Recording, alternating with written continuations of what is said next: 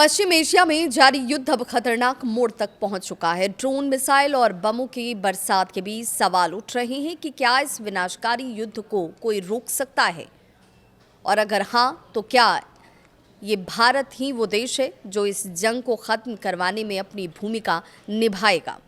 नमस्कार, मैं आपके साथ विभा उपाध्याय और आप देख रहे हैं न्यूज़ 18 बिहार झारखंड का डिजिटल प्लेटफॉर्म।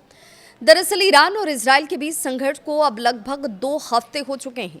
इस जंग में यूनाइटेड स्टेट्स भी इजराइल के साथ खड़ा है।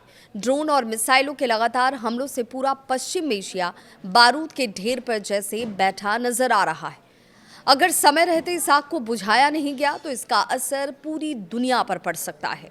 यहीं इंडिया की भूमिका अहम हो जाती है। भारत उन गिने चुने देशों में से है जिनके संबंध ईरान और इजराइल दोनों के साथ बेहतर हैं। इसी वजह से कई देशों का ये मानना है कि भारत इस युद्ध को खत्म करवाने में अपनी अहम भूमिका निभा सकता है। यहाँ तक कि यूनाइटेड अरब अमीरात्स के पूर्व राजदूत हुसैन हसन मिर्जा ने ये कहा कि प्रधानमंत्री नरेंद्र मोदी का सिर्फ एक फ़ोन कॉल भी इस जंग को रोक सकता है। उनका कहना था कि खाड़ी देशों में पीएम मोदी का काफ़ी सम्मान है। हाल ही में पीएम मोदी और ईरान के राष्ट्रपति मसूद पेज़ेश्किन के बीच फ़ोन पर बातचीत काफ़ी हुई। इस बातचीत के बाद ईरान के बयान सामने आते हैं और कहा गया कि भारत ने अंतर्राष्ट्रीय मंचों पर संतुलित और रचनात्मक भूमिका निभाई है। जंग के बीच ईरान ने दुनिया के सबसे अहम समुद्री मार्ग स्ट्रेट ऑफ होर्मुज़ को भी बंद कर दिया था, लेकिन भारत के साथ दोस्ती निभाते हुए ईरान ने भारतीय झंडे वाले जहाज़ों को गुजरने की अनुमति दी।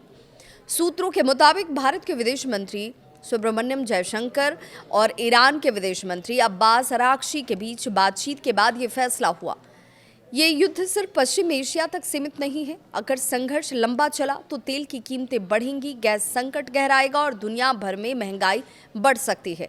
ऐसे में सवाल यही कि क्या भारत अपनी कूटनीति के दम पर ईरान और इजराइल के बीच जारी इस युद्ध को रोक पाएगा, या फिर पश्चिम एशिया की ये आग पूरी दुनिया को अपनी चपेट में लेगी। इसे लेकर आपकी क्या है राय, जरूर साझा करें।